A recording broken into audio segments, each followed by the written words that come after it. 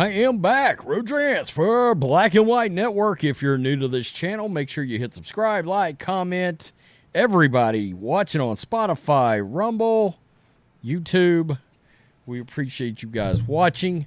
So we're going to talk about Jason Aldean. As we know, there is still a lot of fallout going down involving his now #1 hit song, Try That in a Small Town. Of course, it is a song about how people come together in small towns when they face adversity, how we all have each other's back.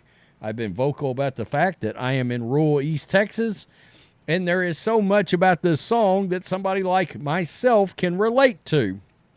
Well, as you can expect in standard operating procedure, the ladies, the lunatic ladies of The View, have come out and they have attacked Jason Aldean over the song. We got a couple of clips I will play. I got Whoopi Goldberg not making a lot of sense to me at all, talking about how people in big cities, well, they take care of each other. Really? Is that what's going on in St. Louis, Baltimore, Chicago, LA, and San Francisco? Because from where I stand, the people in those towns, a lot of those people, especially, unfortunately, in black urban communities, are literally shooting and killing each other continuously. And then you think this song is about black people because it features riots from Black Lives Matter. Really? A Marxist anti-American movement? I've got no issues with that. I don't. That organization and that movement has been exposed as a farce. It is a hoax at this point. All right, we found out. They pocketed a lot of money, a lot of it. Nobody knows exactly what happened. Patrisse Cullors, their co-founder, the Marxist lesbian, left because she didn't want to have to answer questions about where the money went to. So I'm supposed to feel bad that Jason Aldean put those violent riots into his song? No, that's not something you're going to find with me. Also, we've got the great President Trump defending Jason Aldean, and we have Ron DeSantis coming out and also hammering the lunatic left reaction over this now hit song. I mean, we talked about Spotify streams, 3 million, YouTube video views. It had 3 million video views like well over 24 hours ago. So it's a bona fide hit, whether any of these lunatic leftists want to realize it and or not.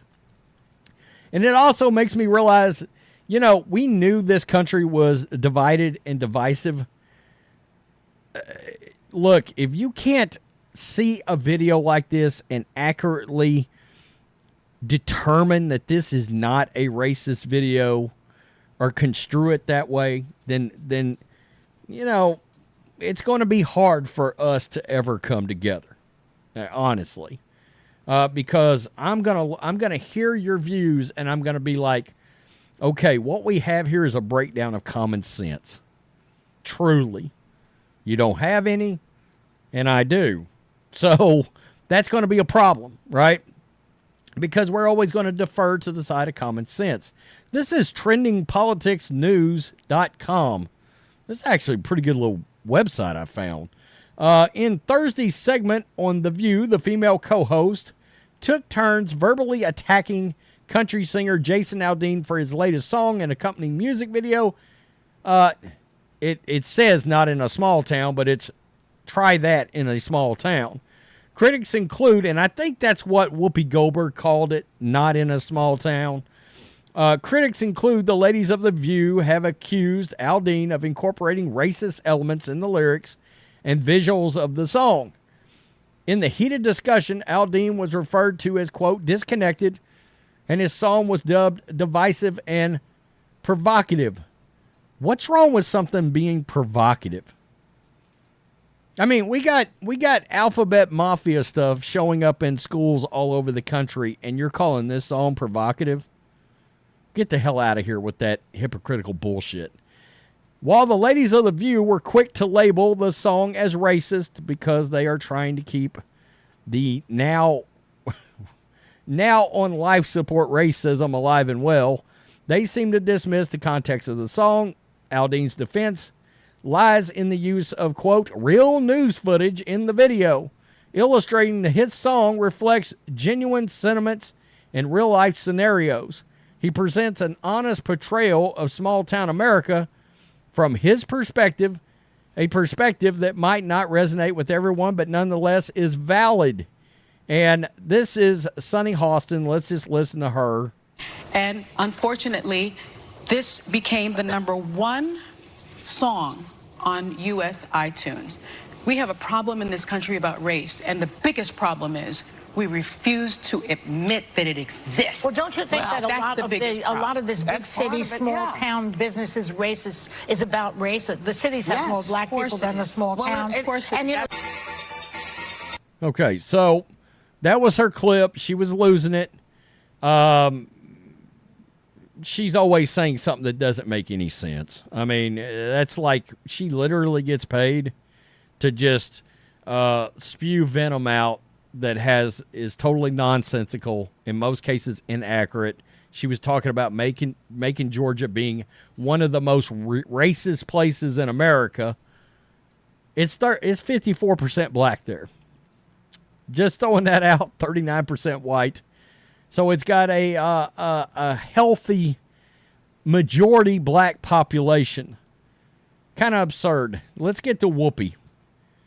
Because, of course, Whoopi's triggered.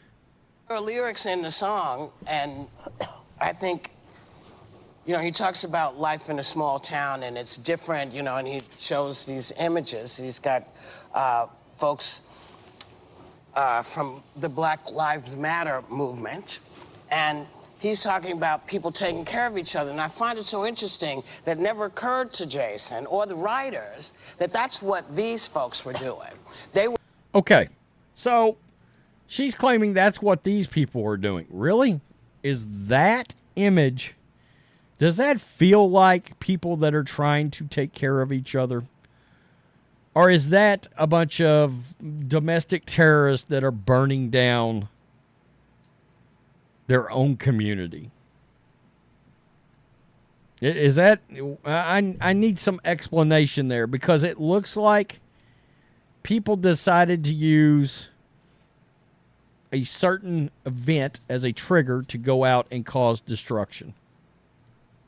And I find it so interesting that it never occurred to Jason or the writers that that's what these folks were doing. They were taking care of the people in their town. I cannot fathom that Whoopi Goldberg truly believes that causing all this violence in the streets is truly people doing anything even productive in any way. What is your contribution to, quote unquote, the Black Lives Matter movement? What's your contribution if your contribution is burning down black communities?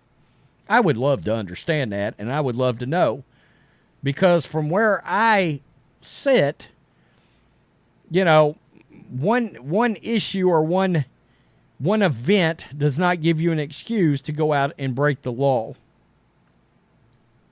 Because they didn't like what they saw. Just like you talk about people taking care of each other in small towns. We do the same thing in big towns. No, you don't. You draw guns and you shoot each other and you kill each other and you rob each other. You've turned away religion and Christianity. I mean, it's a nonstop. Every week, I do a series about Chicago. Me or John, one of the two, cover the weekend violence. I mean, you know, it's 100 people a month getting shot. And and Whoopi and Sunny Hostin and all these people go on and talk about mass shootings. Motherfuckers, it's a mass shooting in urban communities continuously.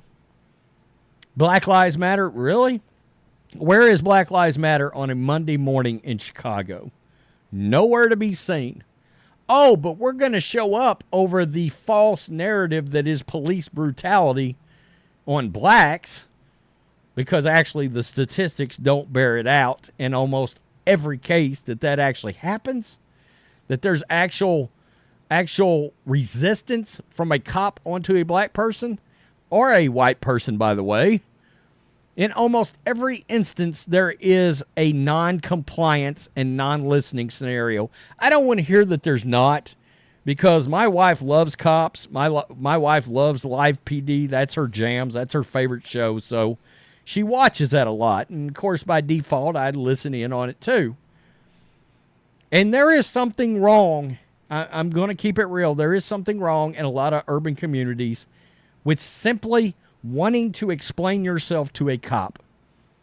The guys don't want to do it.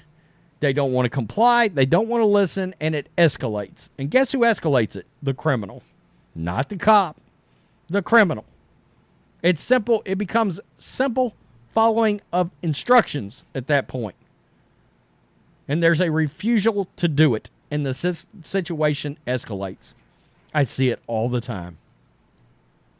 You just have to realize that when you make it about Black Lives Matter, people kind of say, well, are you talking about black people? What are you talking about here? If we're talking about Americans taking care of each other, then it shouldn't be about Black Lives Matter. You should be able to show all the different things that have gone on in our country where people stood up and said no more. We do the same thing that small towns do. That's my 2 cents to that. No, you don't. And I've got to know, you've got to know that you surely understand and realize that when you go out there and you say that, you're telling a blatant lie that they're taking care of each other's in big cities. No, they're really not. They're really not. Or there would be a massive movement by the left to stop crime in urban communities. But that's not happening. And what that does is it also renders the argument mute at that point. Because it means you're hypocritical. It means you won't be objective. And you're just making up your own bullshit narratives. I mean, there you go right there. Candace Owens, an advertisement, the greatest lie ever told, Black Lives Matter. Watch it if you haven't seen it. Republican presidential candidates Ron DeSantis and Donald Trump defended country music star Jason Aldean on Wednesday amid backlash against his latest song. The 46-year-old singer, Try That in a Small Town song, hit the airways in May, but the video didn't come out till July 14th. And, of course, it's grabbed the headlines, being claimed that it's racist and pro-lynching. Following the backlash, CMT, a bunch of woke punks, pulled the music video. By the way, as crazy as hell as Joey Behar and Sonny Hostin are, I do have to recognize that they did come out and acknowledge CMT should not have pulled the video, and they said neither one of them believe in censorship of Jason Aldean's song. That was about the most lucid portion of a take I've ever heard from either one of those idiots. But hey, credit where credit is due, nutbags. Aldean was hit back against criticism, calling it meritless and dangerous. So Ron DeSantis, the great Florida governor, has come out and said this: when the media attacks you, you're doing something right. At Jason Aldean has nothing to apologize for. Absolutely. That's what the media does. The media is divisive. The media stokes the fire. And the media is really and truly ultimately responsible for most of the problems we've got in this country right now. Because they're going on TV and they're lying to people about things. Plain and simple. And then censoring people like RFK or Donald J. Trump, the great president of the United States. Donald Trump come back and he said the following: Jason Aldean is a fantastic guy who just came out with a great new song. Support Jason all the way. Make America great again. It goes on about the fact that it knocked out Morgan Wallen's Last Night and Luke Combs' remake of Tracy Chapman's Fast Car, which I did a video on. And that video is getting blowback because Tracy Chapman is black and she is queer/lesbian. And that's not okay that he covered the song, even though she loves the fact that he covered the song. The media told you, oh no, you're supposed to be outraged. You're supposed to be piss hot mad about Fast Car being covered. It's a great song, by the way. It was a great song when Tracy did it, by the way. So that's neither here nor there, but you get the point. So it's great to see President Trump, who I believe will be the future president of the United States, provided there's no shenanigans. And what would have been a great president, I would have thought, in 2028, Ron DeSantis, coming out and also having Jason's back. I don't know where he stands now. I don't. He's run the most benign limp dick campaign I've never seen a downfall of a politician that potentially had it all in just a matter of, of 2 months. He could have just waited and he would have sauntered right into the presidency in 2028. You take on Trump, that's a bad idea. I'm just saying. It is. And then to come out and not want to be the vice president on top of it. Not a good look. But I will give Ron credit. When he still does something that I like and I appreciate, I'm going to acknowledge Ron DeSantis. I will. So, that being said, Trump 2024. It's good to at least see these two guys come out and publicly have Jason Aldean's back. Now, Jason Aldean and his wife, Brittany, they're close to Trump.